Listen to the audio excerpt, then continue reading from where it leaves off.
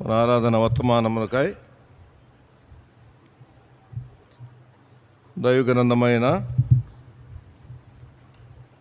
పరిశుద్ధ గ్రంథములో నుండి ఫిలిప్పీయులకు రాసిన పత్రిక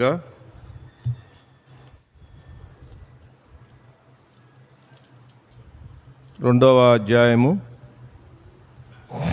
ఫిలిప్పీయులకు రాసిన పత్రిక 2వ అధ్యాయము 5, 6, 7 వచనాలు అందరం కలిసి ప్రార్థనాపూర్వకంగా మనం చదువుకుందాం. ఫిలిప్పీయులకు రాసిన పత్రిక 2వ అధ్యాయము 5, 6, 7 వచనాలు అందరం కలిసి చదువుకుందాం. క్రీస్తు యేసుకు కలిగిన ఈ మనసు మీకు కలిగియుండుడి. ఆయన దేవుని స్వరూపము కలిగిన వాడయ్యుండి దేవునితో సమానముగా ఉండుట విడిచిపెట్టకూడని భాగ్యమని ఎంచుకొనలేదు కానీ మనుషుని పోలికగా పుట్టి దాసుని స్వరూపము ధరించుకొని తన్ను తాను రిక్తునిగా చేసుకొనెను.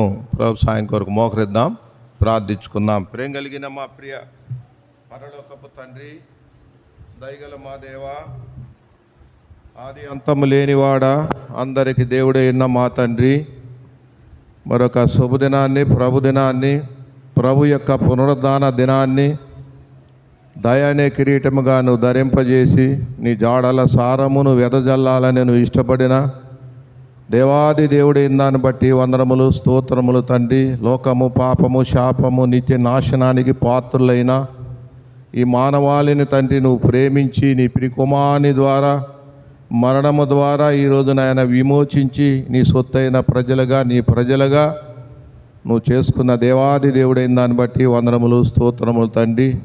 ఈ ఉదయకాలం తండ్రి జాయన్లో తండ్రి నువ్వు అనుగ్రహించిన ఈ కృపను బట్టి స్తుతిస్తున్నాం. ఆరాధన వర్తమానములకై తండ్రి ఫిలిప్పీయులకు రాసిన పత్రిక 2వ అధ్యాయము 5, 6, 7 వచనాలు ధ్యానిస్తుండగా నీ దాసుని సిలువ సాటును మరుగుపరచము.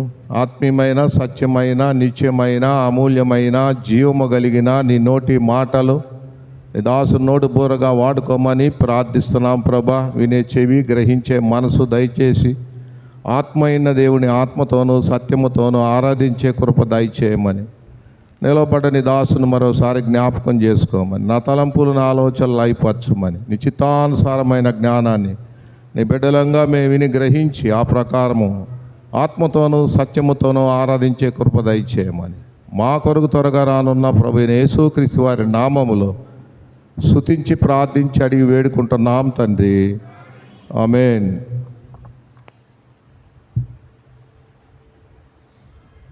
ఫిలిప్పీయులకు రాసిన పత్రిక 2వ అధ్యాయము అక్కడ 5, 6, 7 వచనాలు మనం గమనిస్తే పౌలు గారు చెప్తున్నారు ఫిలిప్పీయులతో అక్కడ, క్రీస్తు యేసుకు కలిగిన ఈ మనసు మీరు కలిగియుండుడి. కాబట్టి యేసు ప్రభుకి ఏ మనసు అయితే ఉందో అలాంటి మనసు మనకు కలిగి ఉండాలని చెప్తున్నాడు.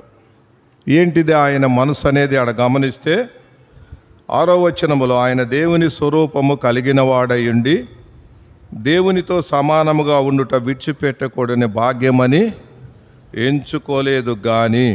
ఇక్కడ 7వ వచనం మన అంశమమ్మ, మనుషుని పోలికగా పుట్టి దాసుని స్వరూపమును ధరించుకొని తన్ను తానే ఏం చేసుకున్నాడమ్మా, రిక్తునిగా చేసుకున్నాడు. కాబట్టి దేవాది దేవుడు, ఆకాశ మహాశాలు పట్టదాలన దేవుడు, అలాంటి దేవుడు ఈరోజు నీ కోసం, నా కోసము ఈ లోకానికి తెంచటమే కాకుండా, దాసుడే కాకుండా, మనుషుడే కాకుండా ఖాళీ చేసుకున్నాడు. ఇంగ్లీష్లో ఎంటీ అంటారు, ఖాళీ. తానేం చేసుకున్నాడమ్మా, ఖాళీ చేసుకున్నాడు. ఎందుకోసం చేసుకున్నాడు? ఇక్కడ మన అంశం అనేది మనకు అర్థం కావాలి. ఇంకా దేవుడి కన్నా కూడా ఏ వ్యక్తి కూడా ఏ లోకములో కూడా గొప్పవాడు లేడు. ఆయన పరిశుద్ధుడు, నిర్దోషి, నిష్కల్మషుడు, పాపంలో చేరక ప్రత్యేకమైన వాడు, ఆకాశ మండలము కంటే హెచ్చైన దేవుడు. ఇలాంటి దేవుడు ఈరోజున ఆయన మనస్సు ఎలాంటిదో మనం గ్రహించుకోవాలి. ఆయన మనస్సు అనేది అది మనసును బట్టి ఏముంటుందమ్మా, క్రియలు ఉంటాయి. అయితే దైవ మనసు ఎలాంటిది అనేది మనం చూసాం. అలానే యెషయా గ్రంథము 14వ అధ్యాయము 13-14 వచనాలు చూస్తే ఇంకొక వ్యక్తి యొక్క మనసును చూద్దాం. ఇంకొక వ్యక్తి యొక్క మనస్సు. యెషయా గ్రంథము 14వ అధ్యాయము 13-14 వచనాలు త్వరగా. అమ్మా అమ్మా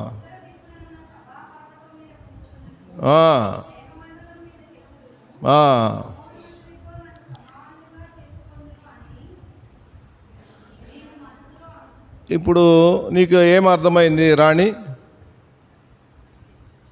అర్థం చేసుకుంటే మీరు వచ్చేమో పోయామనేది కాదు నా బాధ, బాగుండాలని ఆశ ఏం లేదు. దేవుడు మనసు ఎలాంటిదమ్మా? ఆకాశాలు పట్టజాలని దేవుడు, అమరుడైన దేవుడు, యుగాలు జీవించే దేవుడు ఎక్కడికి వచ్చాడు తల్లి?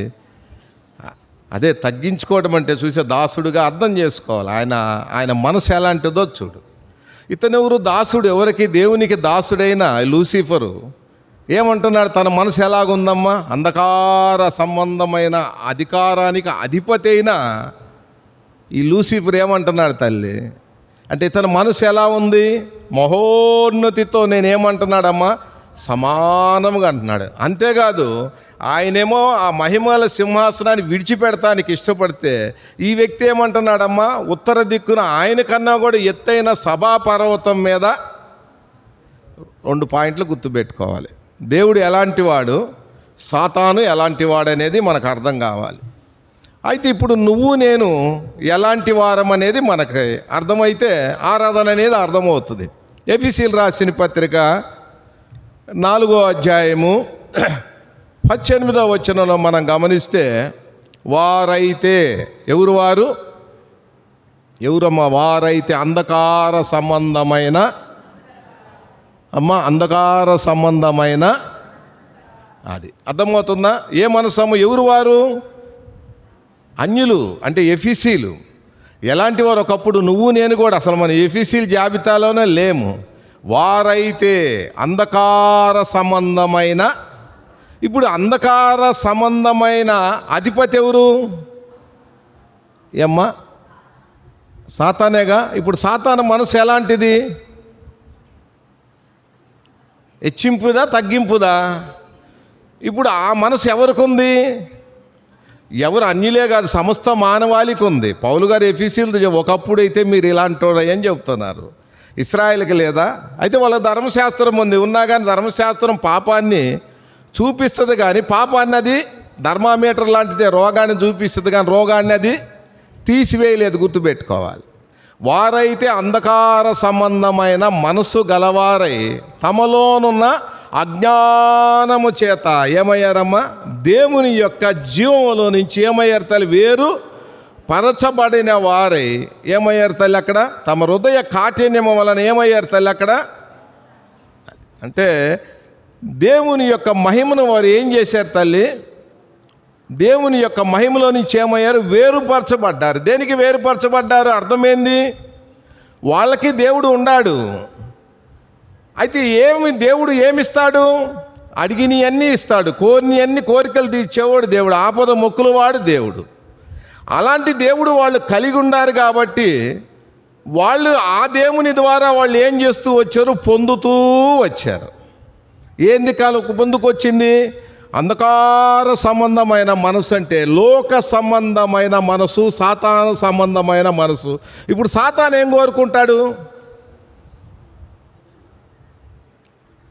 వాడి అధికారాన్ని వాడు ఏం చేస్తాడమ్మా? విస్తరింపజేయటానికి చూస్తాడు. ఇప్పుడు వాడు సాతాను యొక్క అధికారము, వాడి ప్రజలు ఎవరంగా ఉన్నాము? మనమే ఉన్నాము. వాడి ఇచ్చలు మనం ఏం చేసాం? నెరవేర్చేవా? యేసుప్రభువు వారే అన్నాడు యోహాను సువార్త 8:44లో, మీరు మీ తండ్రి యొక్క అపవాది సంబంధులు అంటాడు. అంతేకాదు మీ తండ్రి యొక్క ఇష్టాన్ని మీరు నెరవేర్చేవారిగా ఉన్నా అంటాడు. వాడు ఆది నుంచి నరహంతకుడు, వాని యందు సత్యమే లేదంటాడు. కాబట్టి వాని బిడ్డలమైన మనము, వాని సంతానమైన మనము, వారైన మనము ఇప్పుడు ఎక్కడున్నాము? దేవుని యొక్క జీవంలో నుంచి వేరుపరచబడ్డాం. ఇప్పుడు దేవుడి జీవంలోకి నువ్వు నేను రావాలంటే ఏం కావాలి? ఏమ్మా? రావాలంటే ఏం చేయాలి? ఏంది వేరుపరచడం అనేది చూస్తే ఎఫెసీయులకు రాసిన పత్రిక 2వ అధ్యాయము 2-3 వచనాలు చూడు తల్లి.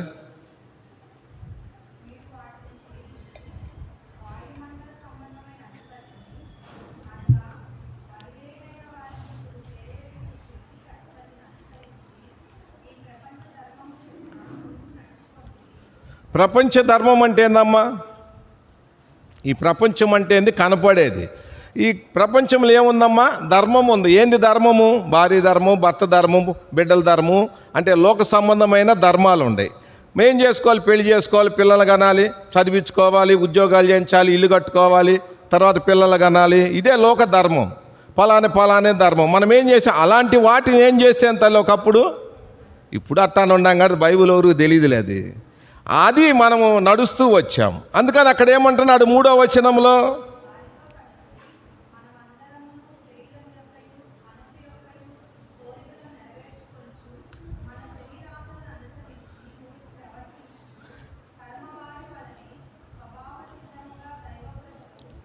ఇప్పుడు మనం ఏదైతే చూసామో, చూసింది ఏం కావాలంటుంది? మనసు. శరీరం ఏమో అనాలంటుంది? అనుభవించాలంటుంది. ఇప్పుడు చూసింది ఎవరన్నా కోరుకుంటారా? చూడండి ఎవరన్నా కోరుకుంటారా? ఏమ్మా? చూసిందే చూసింది ఎవరిది? సాతాన్దా దేవుడిదా? ఇప్పుడు సాతాన్ది ఏదైతే చూస్తున్నామో, కోరుకుంటున్నామో, దాన్ని బట్టి మనం ఏం చేస్తున్నాము? ఆనందిస్తున్నాము, సంతోషిస్తున్నాము.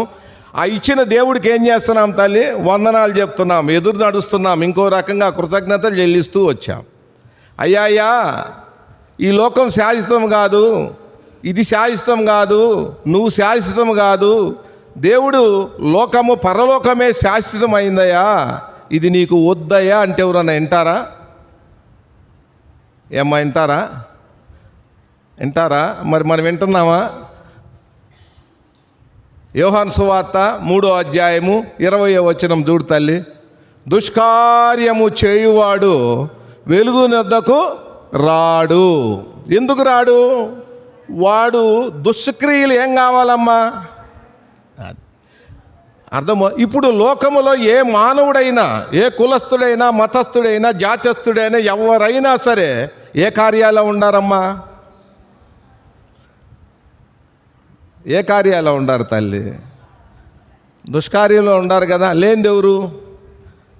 ఇప్పుడు ఎవరి దగ్గరికైనా పోయి ఏందమ్మా అమెరికా పంపాం, మీ అబ్బాయిని ఆడ పంపాం, మీకు ఏది చేశారు, వ్యాపారం అంటే వాళ్ళు ఒప్పుకుంటారా? మీరు దుష్టుడి కార్యాల్లో ఉంటారంటే ఒప్పుకుంటారా? ఎందుకని ఒప్పుకోరు? మనిషి జన్మనిచ్చింది ఎందుకు? దేవుడు అనుభవించటానికి కదా, చూసింది కోరుకోవటానికి కదా, కోరుకుంది అనుభవించటానికి కదా. ఇలాంటప్పుడు ఆ బ్రతుకెందుకు అంటారు, అవునా కదమ్మా? కాబట్టి చివరికి ఎక్కడికి వచ్చింది ఇది? దుష్కార్యము చేయువాడు. అంటే దుష్కార్యం అంటే ఏంది? పెళ్లి చేసుకో, పిల్లలు గాను సంపాదించుకో, నీ ఇష్టానుసారంగా లోకంలో ఏది కావాలంటే కోరుకో, మనసు ఎక్కువ శరీరం కోరి నెరవేర్చుకోవటమే దుష్కార్యం. పాపం కాదు నేను అనేది.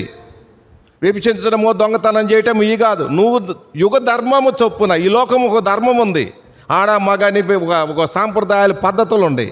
ఈ పద్ధతుల్లో ఉండే వ్యక్తి గురించే బైబిల్ చెబుతుంది, ఇంక వేరే మాటలు కాదు. ఇంకా క్రైస్తవులు ఎలా ఉండాలనే సంగతి అర్థం చేసుకుందాం. బైబిల్ని బట్టే మన సొంతం మాట్లాడొద్దు. ఈ ప్రపంచ ధర్మము చొప్పున, ఈ యుగ ధర్మము చొప్పున ఒకప్పుడు మనం నడుచుకున్నామంటే ఇప్పుడేం నడుచుకోవటం లేదు చెప్పాలి. లోకమంతా అలానే నడుచుకుంటుంది. మార్పు లేని జీవితం క్రైస్తత్వం అనేది. అది వచ్చామనుకుంటున్నాం, లేని జీవితం ఇది. ఇప్పుడు ఎక్కడికి వచ్చామో? దైవోగ్రతకు. ఎవరు దైవోగ్రతలో ఉంది? బాగా చదవండి తల్లి. 2 అక్కడ 3వ వచనములో, కడమవారి వలె. కడమోళ్ళు అంటే తక్కువ వాళ్ళు. కడమ అంటే చివరోళ్ళు, తక్కువ వాళ్ళు. వాడు కడజాతి అంట. కడము అంటే చివరని అర్థం. అంటే చివరికి ఏమవుతుంది? కడమ వారి వలె దైవోగ్రతకు. ఎవరైతే ప్రభు అయిన యేసుక్రీస్తుని సొంత రక్షకునిగా అంగీకరించి యుగ ధర్మాన్ని విడిచిపెట్టి ఆయన ఎవరైతే ఆత్మను అనుసరించి నడిచేవారిగా ఉంటారో వారంతా ఏమవుతున్నారు? తప్పింపబడుతున్నారు. ఎవరైతే ప్రభు అయిన యేసుక్రీస్తు వారిని అంగీకరించకుండా ఈ లోక మర్యాదలు, పద్ధతులు, విధానాలు, యుగంలో ఏదైతే జరుగుతున్న తంతులు, తతంత్రాలతో ఏ వ్యక్తి అయితే ఉంటాడో వాడికి ఏముంది? దైవోగ్రత. అంటే మీకు అర్థం కావాలంటే చివరి మాటతో నేను ముగించేస్తా. 2 పేతురు 3వ అధ్యాయము 10వ వచనం. ఈ మాటతో మనం మొదటి తలంపు మనం ముగించేసుకుందాం. చదువమ్మా. ఎట్లా వస్తుంది? 3:10.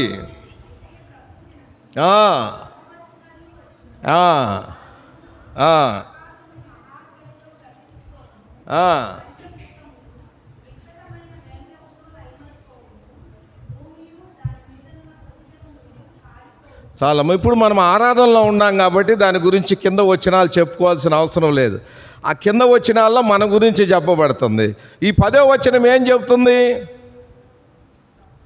ఎవరినైతే యేసు ప్రభువును అంగీకరించకుండా ఈ లోక మర్యాదలు, పద్ధతులు, చెప్తులు ఇవన్నీ మనం ఏదైతే సాంప్రదాయము, సంసారాలు, ఈ పద్ధతులను ఏ వ్యక్తి అయితే నడుచుకుంటూ ఉంటారో ఆ వ్యక్తి అంతా ఏముంది? భూమే లేదు. భూమి మీద ఏదైతే దేవుడు చేయబడి హస్తకృత్యం, మనుషుడు కానీ, ఇల్లు కానీ, ఒళ్ళు కానీ ఏదైనా సరే దేవుడితో చేయబడింది ఏమవుతుందమ్మా? అంతా కూడా లయమైపోతుంది, డిస్ట్రాయిడ్, నాశనం అయిపోతుంది. ఇప్పుడు అర్థమైందా తల్లి? కాబట్టి ఇలాంటి స్థితిలో ఉన్న నిన్ను నన్ను దేవుడు ఏం చేశాడు తల్లి? ఆయన ప్రేమించాడు. కాబట్టి ఇప్పుడు మీకు అర్థమైందా దేవుని మనసు ఎలాంటిది, సాతాను మనసు ఎలాంటిది? మనమంతా ఎవరమే ఒకప్పుడు అంటే అంధకార సంబంధమైన ఆ మనసు కలిగిన వారము, ఆయన వారసులమి, ఆయన బిడ్డలమి, ఆయన ఇష్టాన్ని మనం నెరవేర్చేవారిగా ఉండాలి. అలాంటి నిన్ను నన్ను దేవుడు ఇక్కడ ఏమర్థమైందమ్మా? ఫిలిప్పీలు రాసిన పత్రిక 2వ తలంపు రాసుకోండమ్మా. 2వ తలంపు 2వ అధ్యాయము 7వ వచనం. ఫిలిప్పీలు రాసిన పత్రిక 2వ అధ్యాయము 7వ వచనం.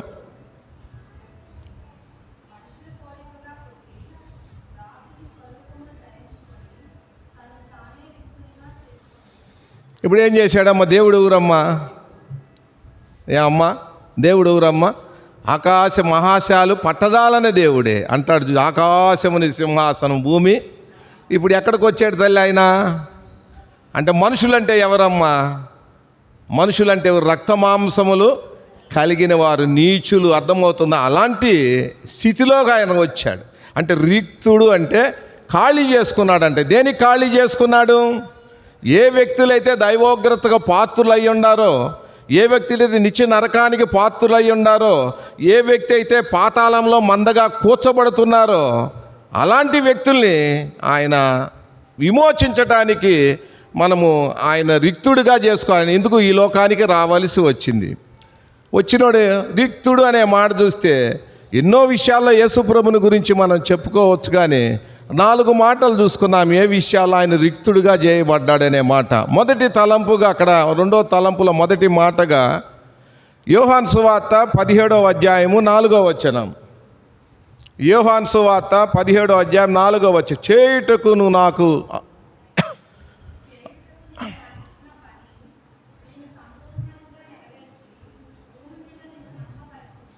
కాబట్టి ఇప్పుడు ఏం వదిలిపెట్టాడమ్మా యేసుప్రభు వారు? ఏం ఖాళీ చేసుకున్నాడమ్మా?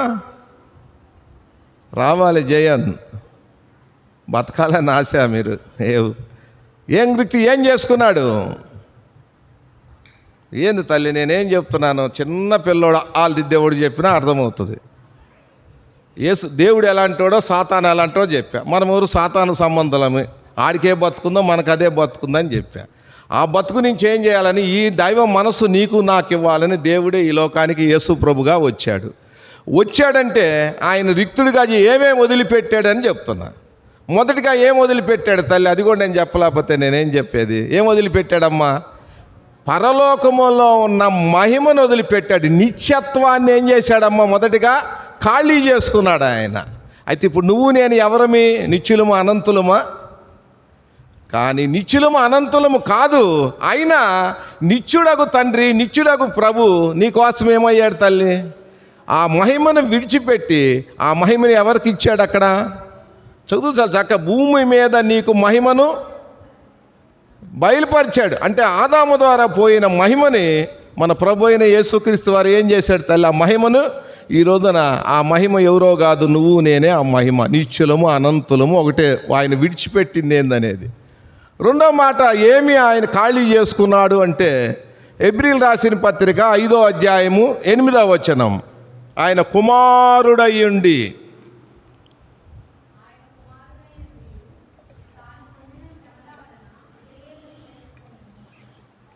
ఏమ్మా అది ఏంది దాని అర్థము? రెండోది ఏం విడిచిపెట్టాడు, ఏం ఖాళీ చేసుకున్నాడు తల్లి? ఏమ్మా? కాబట్టి ఆయన కుమారత్వం, అధికారం, ఆధిపత్యాన్ని ఏం చేశాడు తల్లి? ఖాళీ చేసుకున్నాడు. ఎవరి కోసం? ఎందుకు తల్లి? ఆయన ఎవరమ్మా? జ్యేష్ఠ కుమారుడు. ఇప్పుడు నిన్ను నన్ను ఏం చేయాలని తల్లి? మనల్ని కనిష్ట కుమారులుగా చెయ్యాలని ఆయన కలిగిన జ్యేష్ఠత్వపు హక్కును వదులుకొని నువ్వు నేను పొందవలసిన శ్రమంతా కూడా ఆయన, అంటే విధేయత, అంటే నేను ఎందుకు పడాలి అతను తప్పు చేస్తే అంటే చూడు, విధేయత అనేది మనం చదువుకున్నాం, అంటే తగ్గింపు గురించి మాట్లాడుకుంటున్నాం. కాబట్టి రెండోది ఏం వదిలిపెట్టాడమ్మా ఆయన? హెబ్రీ 5:8 ప్రకారముగా తాను కుమారుడయ్యుండి, కుమారుడంటే అన్నిట్లో వారసులు గుర్తుపెట్టుకోవాలి. కాబట్టి నువ్వు నేను కుమారులం కాదు, నువ్వు నేను వారసులం కాదు. అంత గొప్ప ఆధిక్యతని ఆయన విడిచిపెట్టి ఈరోజు ఆ గొప్ప ఆధిక్యతని ఎవరికి ఇచ్చాడమ్మా? నీకు నాకు ఇవ్వాలి అని గుర్తుపెట్టుకో. మూడో మాట చూడమ్మా, 2 కొరింథీయులకు రాసిన పత్రిక 8వ అధ్యాయము 9వ వచనము. యేసుక్రీస్తు కృపను మీరు ఎరుగుదరా, తాను ధనవంతుడయ్యుండి తాను దారిద్ర్యము వలన మిమ్మలను ధనవంతులుగా చేయాలని. మూడోది ఏం వదిలిపెట్టాడమ్మా ఆయన? 2 కొరింథీయులు 8:9 ఏం వదిలిపెట్టాడమ్మా? తన కలిగిన సమృద్ధిని, అర్థమో తన కలిగిన నిత్యత్వాన్ని, సమృద్ధిని ఏం చేశాడు తల్లి? వదిలిపెట్టి, సమృద్ధి లేని నీ కోసం దరిద్రుడైన మనము, బట్టలు లేని మనము, నీచులమైన మనము, సిగ్గులేనైన మన కోసం ఆయన ఏం చేశాడమ్మా? దరిద్రుడిగా మారి నిన్ను నన్ను ఏం చేశాడు తల్లి? అది మూడోది. ఆయన ధనాన్ని తనకున్న కలిగిన సమృద్ధిని మొత్తాన్ని ఏం చేశాడు తల్లి? విడిచిపెట్టి నీకు నాకు ఆ సమృద్ధి ఇవ్వాలని ఆ తండ్రి యొక్క ప్రేమ అంత గొప్ప ప్రేమ తల్లి. 4వ మాట చూడు, ఆ ప్రేమలు అర్థం కాదు, ఏదో గాడిదలు వస్తున్నాయి, కోస్తున్నాయి, మీరు కూపించుకున్నారు, వెళ్ళిపోతున్నారు. దీనిలో ఆ మర్మం, ఆ జీవులు, ఆ అమృతం అనేది మనం తాగితే ఆ మనిషి బతకడు. ఆ మనిషి ఆనందం వేరు, ఆ సంతోషం వేరు, ఆ సమాధానం, ఆ లైఫే వేరు. ఎంతమంది తిట్టినా, ఎంతమంది కొట్టినా, ఎంతమంది నిందించినా, ఎంతమంది అవమానించినా, ఈ బిడ్డలు ఇబ్బంది పెట్టినా, భార్య శ్రమ పెట్టినా, భర్త శ్రమ పెట్టినా, ఎవరి శ్రమ పెట్టినా, ఈ లోకంలో ఎంతమంది ఎన్ని రకాలు పడ్డా దీంట్లో ఉన్న జుంటె తేనె అనేది ఈ సృష్టిలో ఎక్కడా కూడా లేదు. అది బతకాలి, కానీ ఇవన్నీ వేస్ట్. మీరు అది ఎన్ని చేసినా కూడా ఇది పట్టుకోండి అంతే. 4వ మాట చూడమ్మా, మార్కు సువార్త 10వ అధ్యాయము 45వ వచనం. మనుష్య కుమారుడు పరిచారము చేయించుకొనుటకు రాలేదు కానీ అనేకులకు ప్రతిగా ప్రతిగా అంటే అర్థం, ఆ స్థానములో ప్రాణ విమోచన క్రయధనముగా తన ప్రాణం పెడతానికి వచ్చాడు. అంటే అర్థం 4వది ఏందమ్మా? ఆయన పరిచారము ఏం వదిలిపెట్టాడమ్మా? ఆయన నిత్యము ప్రతిగానాలతో, కోట్ల దూతలతో, శరీబులు కెరూబులతో ఆరాధించబడుతున్న దేవుడు, పరిచారం చేయించుకునే దేవుడు ఈరోజు నీలాంటి ధూళి, ఆవిరి, వెట్ట, నాలాంటి చేద బిందువుల కోసము ఆయన ప్రాణం ఏం చేశాడమ్మా? పరిచారంగా ఉచితంగా అనుగ్రహించాడు. ఎంత భాగ్యమో తల్లి! ఆ దేవుని దయ, ఆ దేవుని ప్రేమ అనేది మనం గ్రహించుకోగలిగితే ఇంకా మనం ఎటు చూడలేము అది. కాబట్టి 4వ ఆశీర్వాదమే, ఆయన ఏమి రిక్తుడిగా చేసుకున్నాడు ఖాళీ అంటే, మార్కు సువార్త 10:45వ వచనములో నీ కోసం నా కోసం ఏం చేశాడో పరిచారము చేయటానికి వచ్చాడు. కాబట్టి 5వ మాటతో ఈ 2వ తలంపు ముగించుకుందాం. రోమీయులకు రాసిన పత్రిక, ఎందుకు దేవుడు ఈ లోకమునకు రావలసి వచ్చినది అనేది మనం గమనిస్తే, రోమీయులకు రాసిన పత్రిక 8వ అధ్యాయము 3, 4, లోకములో ఉన్న మనుషులందరూ కూడా శరీరమును అనుసరించి నడుస్తున్నారు. కాబట్టి శరీరానికి ఏముందమ్మా? శరీరానికి ఏముంది తల్లి? నువ్వు ఎలాంటోడు, ఎన్టీ రామారావు అయినా, నిన్న నాగేశ్వరరావు అయినా, ఎవరైనా శరీరానికి ఏముందమ్మా? 70-80 ఉంటే మరణం ఉంది. మరణమైనాకేముందమ్మా? పాతాళమునుంది. అయితే ఈ లోకం దేన్ని అనుసరిస్తుందమ్మా? నిన్నటిదాకా నువ్వు నేను దేన్ని అనుసరించామో ఇప్పుడు అదే అనుసరిస్తున్నాం. ఊరో చెప్పుకుంటున్నాం, ఇక్కడికి వస్తున్నాం అంతే. ఊర తిప్పేసాం అంతే, పకటేసగాళ్ళ మాదిరిగా. తేడా ఏం లేదనుకో, మనకెందుకు? అదే అర్థమవుతుందా? ఇప్పుడు ఎందుకు ఆయన చేశాడు? మనము శరీరమును అనుసరించక ఆత్మను అనుసరించాలని. చదవండి ఆ మాట.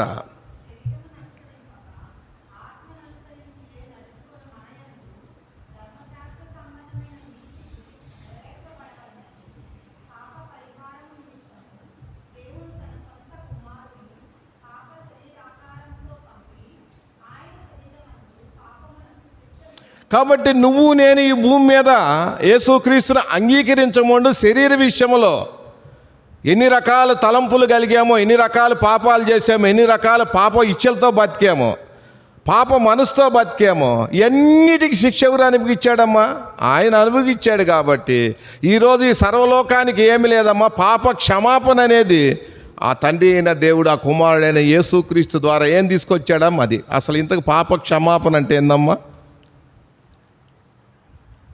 ఎవరైనా చెప్తారా? పాప క్షమాపణ పొందితే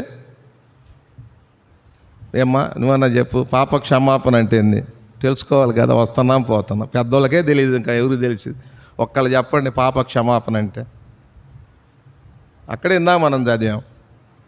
అంటే పాపమే శరీరము, శరీరమే పాపం. నేను శరీరాన్ని అనుసరించుననే చేసే ప్రమాణమే పాపం నుంచి క్షమాపణ. ఆత్మను అనుసరించాననేదే పాప క్షమాపణ. సృష్టిలో ఎవరు కనపడి ఉంటారు? నాకు తెలిసిన మటుకు ఎవరు లేరు. ఎవరైనా ఉండారేమో తెలియదు, కనపడాలి. అది పాప క్షమాపణ, మారు మనసు అంటే. అంటే ఇంతకుముందు మన మనసు అంతా శరీరం మీదే బతికింది, చూసే ధర్మంలో బతికింది. ఇప్పుడు మన మనసు, మన శరీరం దేంట్లో బతికింది? ఆత్మను అనుసరించి మన బతికింది. ఆ భర్త అడుగుజాల్లో నడుస్తాం, ఈ భర్తను వదిలి. అదే పాప క్షమాపణ. ఏమ్మా అర్థమైందా? పాప క్షమాపణ అంటే ఏదో పల్లిలో ఇటు వచ్చేది కాదు తల్లి. కాబట్టి అసమానము. అప్పుడు పరలోకంలో దేవదూతలు గంతులు వేస్తారంట, అయ్యో మనకు శరీరం లేదు కదా, ఒక ఆత్మ వస్తుందని. ఒక ఆత్మ వస్తుందంటే అర్థమవుతుందా? ఇది కావాలి అది కావాలంటే జరిగేది కాదమ్మా. చాలామంది ఈరోజు సేవకులు అనేవాళ్ళు దేవుడుగా సృష్టిని బట్టి నపుంసకులుగా చేయబడ్డారు. కొందరు సేవ కొరకు, ప్రభు కొరకు ఆ సత్యాన్ని ఎరిగారు కాబట్టి వాళ్ళు ఏం చేసుకున్నారు? నపుంసకులుగా చేయబడలా. వాళ్ళు పెళ్లి చేసుకోవాలని లేదా, పిల్లలకు అనాలని లేదా, వాళ్ళు ఆస్తులు సంపాదించుకో. ఎందుకు నపుంసకులుగా చేయబడ్డారు? ఆ సత్యాన్ని ఎరిగారు కాబట్టి. ఇది ఆడన ఆటంకం అయ్యిద్దని భయం. భక్సింగ్ గారు కూడా 40-50 ఏళ్ళ దాకా ఎవరు పెళ్లి చేయరంటే, ఎందుకంటే ఈ పెళ్లిలో పడి ఈ సేవని ఆడ పాడు చేస్తారని. కాబట్టి అది మా పాప క్షమాపణ. కాబట్టి దేవుడు ఈరోజు నిన్ను నన్ను మనం అనుభవించాదన్న శిక్ష యావత్తు ఆయన అనుభవించి ఈరోజు నిన్ను నన్ను ఏం చేశాడమ్మా? క్షమించాడు, విమోచించాడు, విడుదల చేశాడు. ఇది రెండో తలంపు. మూడో తలంపు చూసుకొని మనం ముగిద్దాం. చూడమ్మా మూడో తలంపు, కొలసీలు రాసిన పత్రిక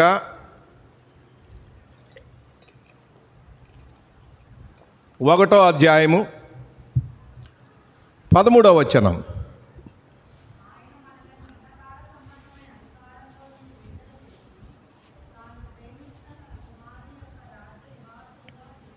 కాబట్టి ఇప్పుడు మూడోది ఏందమ్మా?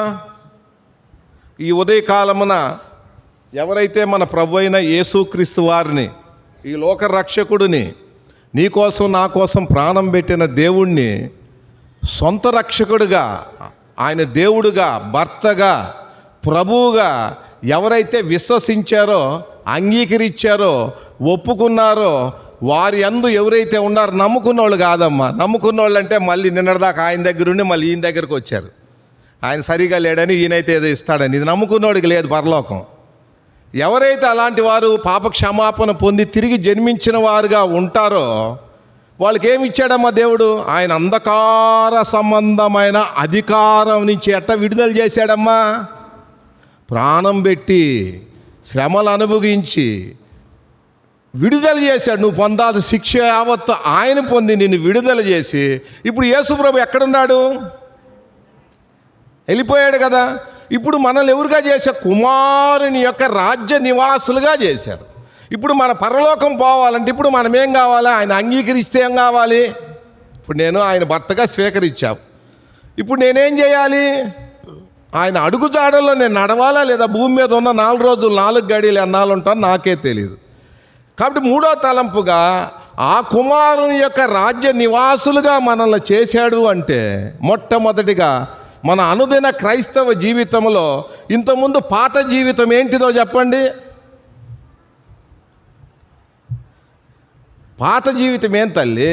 ఇందా మనం చెప్పుకున్న వారైతే అంధకార సంబంధమైన మనసు గలవారై. కాబట్టి ఇప్పుడు మనం ఎక్కడికి వచ్చాము? దేవుని కుమారు రాజ్య నివాసుల్లోకి వచ్చాం. కాబట్టి క్రీస్తు యొక్క మనసులోకి మనం రాగలిగాం. కాబట్టి ఏ వ్యక్తి అయితే నేను ఈరోజు క్రీస్తుని అంగీకరించాను, ఆయన నా దేవుడు, నా ప్రభువుని ఎవరైతే చెప్పగలుగుతారో ఆ వ్యక్తిలో మొట్టమొదటి ఆశీర్వాదము ఏనిదేనంటే యోహాను సువార్త 11వ అధ్యాయము 25, 26. అందుకు యేసు, పునరుద్ధానమును జీవమును నేనే, నా యందు విశ్వాసం ఉంచువాడు చనిపోయినను బ్రతుకును, బ్రతికి నా యందు విశ్వాసం ఉంచువాడికి ఎన్నటెన్నటికి ఏం లేదమ్మా. ఇంతకుముందు ఆయన చేసుకుంటే నీకేముందమ్మా? ఇప్పుడు కూడా ఆయనలోనే ఉండాలి, అబద్ధం అంత కాదు వస్తున్నాం. ఆయన చేసుకుంటే నీకేముందమ్మా? మరణం ఉందా లేదా? ఇప్పుడు ఈయన చేసుకుంటే అర్థమవుతుందా? అందుకు పునరుద్ధానమును జీవమును అంటే పునర్జీవితాన్ని ఇచ్చేవాడిని నేనే. పాత జీవితం అంటే ఏంది? లోక ధర్మాన్ని అనుసరించేదే పాత జీవితము. కొత్త జీవితం ఏంది? పునరుద్ధానం అంటే ఏంటంటే కొత్త జీవితం, పునర్జీవితాన్ని ఇచ్చేవాడిని నేనే అంటున్నాడు. పాత జీవితం అంతా ఎలాంటిది? నరకానికి తీసుకెళ్ళేది. ఈ జీవితం ఎలాంటిది? నిత్యత్వానికి, పరలోకానికి తీసుకెళ్ళేది. పునర్జీవితాన్ని ఇచ్చాడు, అంటే నూతన జీవితాన్ని ఇచ్చాడు. మొదటిగా నువ్వు నేను గనక ఆయన అంగీకరించి క్రీస్తు దాసులంగా, దాసురాలుగా, ఆయన సంఘంగా గనక మనం చేర్చబడితే మన మొదటిది ఏమి ఇచ్చాడమ్మా? నూతన జీవితాన్ని, కొత్త జీవితాన్ని ఇచ్చాడు. తర్వాత రెండో మాట చూడమ్మా, రోమీయులు రాసిన పత్రిక 12వ అధ్యాయము 2వ వచనం.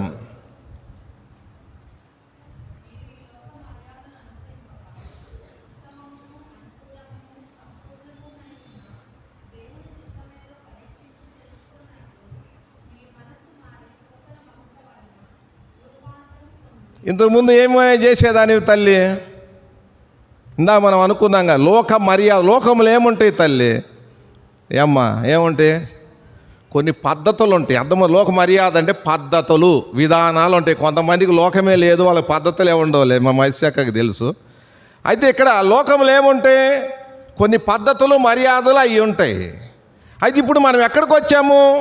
ఇంతకుముందు మనం అనుసరిస్తూ వచ్చాము. అర్థం చేసుకోవాలి. అంటే ఆరాధన అంటే ఏంటంటే మనమెవరు, మీ దేవుడు ఎవరు, మన స్థితి ఏంది, ఆయన స్థితి ఏంది, ఆయన ఏ స్థితికి వచ్చి నేను ఏ స్థితిలో చేర్చేదనేదే కృతజ్ఞత.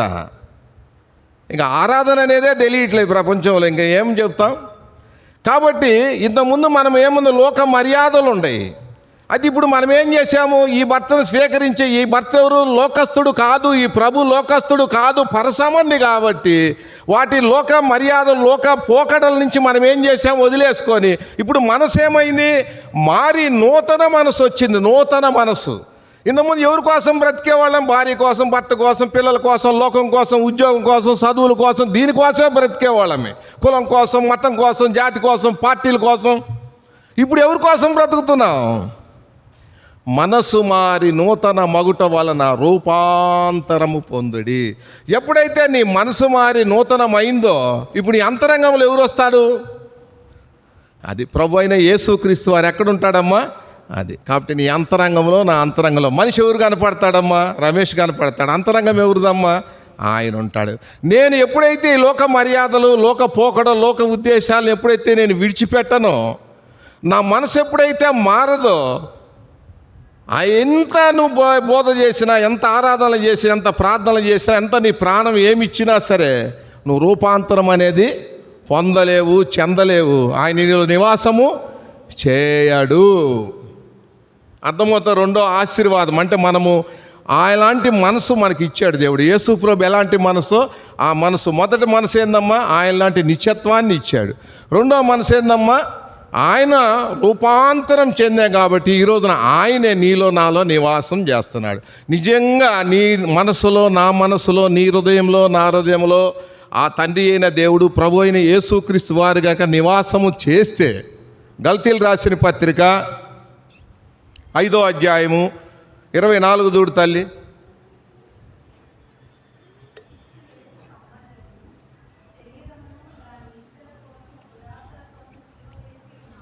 వేశారమ్మా? ఏమ్మా చదవండి తల్లి. ఏం లేదు, అన్ని అబద్ధాలు. మనంతా దుర్మార్గులు ఎవరు లేరు. అనుభవిస్తున్నాం కూడా. ఏంటంటే చెప్పే కాదు. అది ఏముందమ్మా? ఇప్పుడు నాలో ఎవరున్నారు తల్లి? నా ప్రభు ఉన్నాడు కాబట్టి నాలో ఏం లేదు, శరీరం లేదు కాబట్టి నాలో ఆశ లేదు, ఆశ లేదు కాబట్టి దురాశ లేదు. ఎందుకని నేనే చచ్చినప్పుడు ఇంకా నాకు ఆశలు ఆడి నుంచి వస్తాయి తల్లి.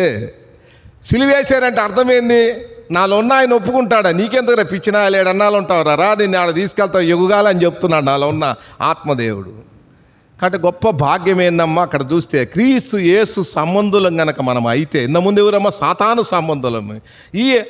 వాడు ఇచ్చలు ఎన్నో రకాల ప్రలోభాలు పెట్టాడు. ఈయన ఏం చేస్తున్నాడమ్మా, శరీరానికి ఏమన్నా ఆశలను, ఆ దురాశలను మనం ఏం చేసాం తల్లి అంటే పై వచనాల మీద ఇటు వాటికి విరోధమైనది ఏమి లేదంటే ఆ యొక్క ఆత్మ ఫలాల గురించి రాయబడే ఆ ఫలాలన్నీ నీలో నాలో ఫలిస్తాయి అని దాని అర్థం.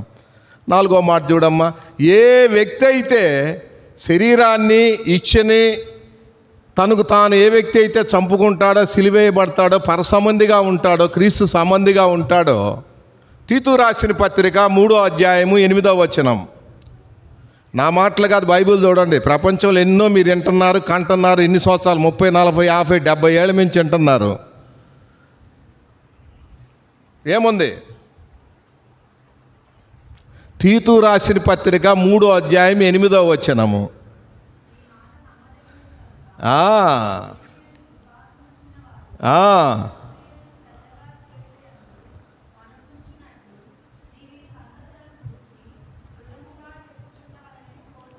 ఇప్పుడు ఏ సంగతులమ్మా? ఇంతకుముందు ఏం చెప్పేదానివి? అయ్యా జాగ్రత్త అయ్యా, డబ్బులు ఖర్చు పెట్టుకుంటే ఏ రోగాలు వస్తాయి, రోపులు వస్తాయి, రేపు ఎట్టుంటుందో, అది ఎట్టుందో, ఇది ఎట్టుంటుందో, పొరుగురు పోతున్నావు, ఆడబోతున్నావు, ఆ డబ్బులు పాడు చేస్తట, ఈ పబ్బులు పాడు చేస్తట, ఆడ స్థలం కొనుక్కోవాలి, ఇల్లు కొనుక్కోవాలి, లేదా పిల్లలు ఎదిగొస్తున్నారు, పిల్లలు ఎదిగొస్తుంది, ఇవి చెప్పుకుంటాం. ఎప్పుడమ్మా? ఎప్పుడు? అంతకుముందు లోకం. ఇప్పుడు ఏం చెప్పుకుంటున్నావు తల్లి? ఈనమ్మా, నా మాట కాదు, బైబిల్ చూసుకోమ్మా, రాని బాగా చదువు. అది సత్క్రియలు అంటే ఏందమ్మా? అది నిక్షయమయ్యే కాదు, నిత్యము నిలిచేది, యుగయుగాలు దేవునితో ఉండే సత్క్రియల గురించి చెబుతా. ఏం చెబుతావు నీ బిడ్డ? గారే బిడ్డ, ఏముందరా ఈ లోకం, ఏది శాశ్వతరా? ప్రభేరా నీ శాశ్వతం. ఏముందరు ఈ లోకంలో ఎంత సంపాదిస్తే చివరి కాడ బట్టలు లేకుండా పడేసే జీవితం కదా. ఈ చెప్పుకుంటావు ఏం క్రియలు? ఆ నలుగురు సువార్త చెప్పాయి, ఆ బిడ్డ దానికోసం బతికే, దీనికోసం. జిజాబాయి దేనికోసం పంచింది? ముస్లింస్ అయితే వ్యతిరేకంగా పంచింది శివాజీని. చిన్నప్పటి నుంచి కూడా ఉగ్గు పాలు పెట్టి ముస్లింస్ మీద, మొగలాయల మీద వ్యతిరేకంగా పెంచింది. నీ బిడ్డను నువ్వేం చేస్తావు? నీ భార్య నువ్వేం చేస్తావు? నీ భర్త నువ్వు ఎలా పెంచుతావు? సత్క్రియల కోసం పెంచుతావు, ఈ సాతాను కోసం పెంచవు. చదవద్దని కాదు, ఉద్యోగాలు మీ అంతే అయింది, మీకు అర్థం కాదు. బైబిల్లో ఉంటేనే అర్థమవుతుంది, లేకపోతే అర్థం కాదు. ఈ విషయంలో సత్క్రియలు అనమాట. వాళ్ళకి ఏమన్నా నాతో కాదు చెప్తుంది, తీతుతో పౌలు గారు చెప్తున్నాడు ఆ మాట.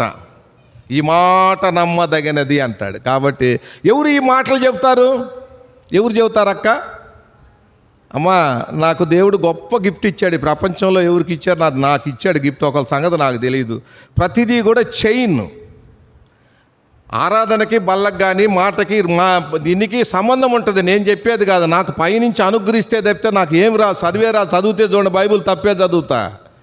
మొదటిగా నేను చెప్పాను, నూతన జీవితాన్ని ఇచ్చాడు, నిత్య జీవాన్ని ఇచ్చాడు. రెండోది ఏం చెప్పాను, మనము ఇంతకుముందు లోక మర్యాదలో పోకట్ల నుంచి మనం ఏం చేస్తాం, మనసు ఈరోజు దేవుడు నీలో రావటానికి ఇష్టపడ్డాడు. ఏ వ్యక్తిలో దేవుడు ఉంటాడో వాడు శరీరం ఇచ్చిన ఆశల జోలికి పోడు, వాడు సిలివేసుకుంటాడు. ఏ వ్యక్తిలో దేవుడు వాటిని చంపేసుకుంటాడో వాడు ఏం చేస్తాడు? సత్క్రియలు చేస్తాడు. అది నిలిచిండే పనులు చేస్తాడని చెప్తున్నాం. ఇప్పుడు అది మనం పాయింట్ పట్టుకోవాల్సింది. దేవుడు ఏం చేశాడు? యేసుప్రభు వారు అదే ప్రభు. ఇందాక మనము ఫిలిప్పీ 2:7 అయితే ఏముందో అదే ఇప్పుడు నిన్ను నన్ను చేస్తున్నాడు దేవుడు. నువ్వు దేవుడికి భజన చేసుకుంటే నీకేం రాదు. కాబట్టి తీతు 3:8 ప్రకారముగా ఆ విషయంలో మనల్ని అలాంటి వారిగా చేశాడనేది గుర్తుపెట్టుకోవాలి. చివరి ఈ మాటతో మనం ముగించుకుందాం. పేతురు రాసిన మొదటి పత్రిక 1వ అధ్యాయము 13వ వచనం. నువ్వు చదివేది బైబిలే, నేను చదివేది బైబిలే. వివరణ ఇచ్చినాడు గొప్పోడు. తండ్రి దేవుడు ఇవ్వాలి, ఆత్మ దేవుడు ఇవ్వాలి. ఏముంది? 1:13. మీ నడుముకి ఏమంటే, మీ మనసుకి ఏమంటున్నాడు తల్లి?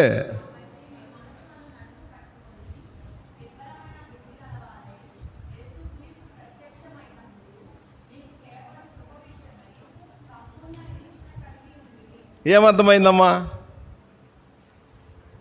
నడుముకి ఏం కట్టుకుంటారు తల్లి? బెల్ట్ దేనికి పెట్టుకుంటారు? మనిషి వంగకుండా స్టడీ అవ్వటానికి పెట్టుకుంటారు. ఇప్పుడు మన మనసుకి ఏం పెట్టుకోమంటున్నాడు ఆయన? కోరికలే గుర్రాలైతే ఆశలకు అద్దుండదు. కాబట్టి ఇప్పుడు పేతురు గారు ఏం చెబుతున్నాడు? కాబట్టి మీ మనసుకి ఏం కావాలంటున్నాడమ్మా? ఎప్పుడైతే నీ మనసును నువ్వు అదుపులో చేసుకుంటావో, సర్వాంగ కవచాన్ని ఎఫెసీ 6:18 ప్రకారంగా యేసుక్రీస్తు అనే సర్వాంగ కవచాన్ని నువ్వు ఎప్పుడైతే ధరించుకుంటావో అప్పుడు నీ మనసు ఏముంటుందమ్మా? నీ అదుపులో ఉంటుంది. నిర్భలమైన బుద్ధి గలదానవి ఎలా ఉంటావు కాబట్టి రేపు ఆయన వచ్చాడు అనుకో, మా ఆయన వచ్చాడు ఏం చేస్తావు తల్లి? సంతోషంగా ఇప్పుడు నువ్వు ఎలా ఉండావు? నీ మనసును ఎప్పుడైతే నువ్వు అదుపు చేసుకుంటావో, ఇప్పుడు ఆయన వచ్చినప్పుడు ఆయన ఉన్నట్టుగానే ఉంటావు.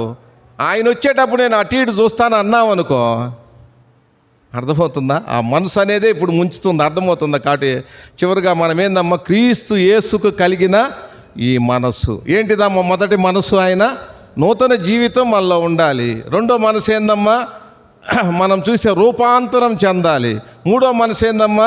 మనము శరీరాన్ని ఇచ్చే కోరికలను ఏం చేయాలమ్మా? చంపేసుకోవాలి. నాలుగో మనసు ఏందమ్మా? మనము సత్క్రియలు చేసేవారిగా ఉండాలి. ఐదో మనసు ఏందమ్మా? మన మనసుని అదుపులో చేసుకోవాలి. అర్థమవుతుందా? ఎప్పుడైతే చేసుకుంటావో, అర్థమవుతుందా తల్లి? ఆటోమేటిక్గా మనమంతా ఎవరుగా ఉండాం తల్లి? ఆయన కొరకు ఎదురు చూసేవారుగా ఉన్నాం కాబట్టి, ఆయన ఉన్నట్టుగానే మనం ఉంటాం కాబట్టి మనమేమవుతాం తల్లి? ఎత్తబడేదానికి మన నిరీక్షణకి ఏముంటుందమ్మా? ఒక ఆధారం ఉంటుంది, సంతోషం ఉంటుంది. అది సిగ్గు కలిగించదు, అది గుర్తుపెట్టుకో. ఇది వాక్యం. కాబట్టి మనకు మొదటి తలంపు మనం చూసాం, రెండో తలంపు చూసాం, మూడో తలంపుగా మనం అలాంటి వారిగా చేసాడు కాబట్టి ఇప్పుడు దేవుడికి మనం ఏం చేయాలమ్మా? కృతజ్ఞత అనే చెల్లించాలి. ఏంది కృతజ్ఞత అంటే? ఆత్మ అయిన దేవుడు, మనం ఏం చేయాలమ్మా? సత్యమైన దేవుణ్ణి మనం ఏం చేయాలి? ఆత్మతో ఆరాధించాలంటే ఏంది? ఆరాధన ఎలా చేస్తాం తల్లి? ఆత్మతో సత్యముతో అంటే ఏంది అర్థము? ఆత్మతో సత్యం అంటే ఏం తల్లి? ఇంతకుముందు మనం ఎలాంటి వారమో తెలిసింది కదా.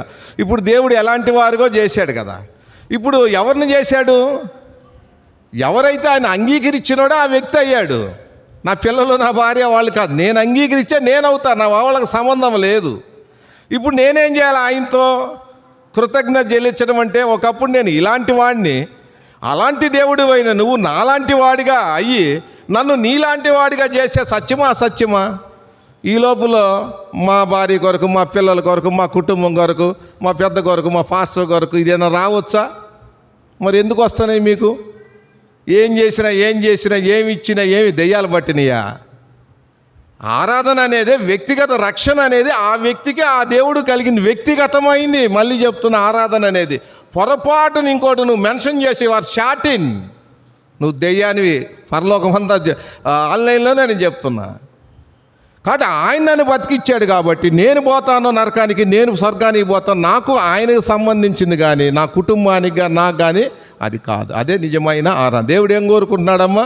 యెరూషలేములో కానీ కొండ మీద కానీ ఆరాధించరు. ఆరాధించేవారు ఆత్మతోనూ సత్యముతోనూ ఆరాధించే కాలం వచ్చే ఉన్నది. అలాంటి వారి కోసం దేవుడు వెతుకుతున్నారు. కాబట్టి మనం ఎలాంటి వారు? అంధకార సంబంధమైన మనసు కాబట్టి ఆ మనసు పాతాళానికి తీసుకెళ్ళింది.